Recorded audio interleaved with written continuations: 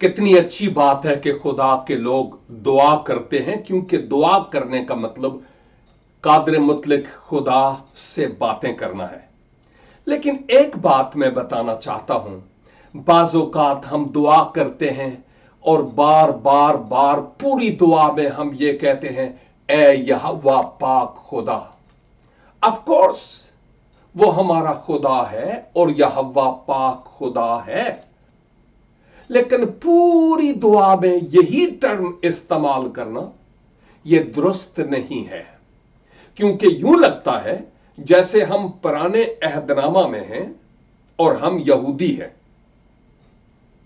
क्योंकि जब हम नए अहदनामा में हैं तो वही यहोवा खुदा अब सिर्फ यहोवा खुदा नहीं है, बल्कि मसीह यीशु के वसीला से वो हमारा आसमानी बाप भी है।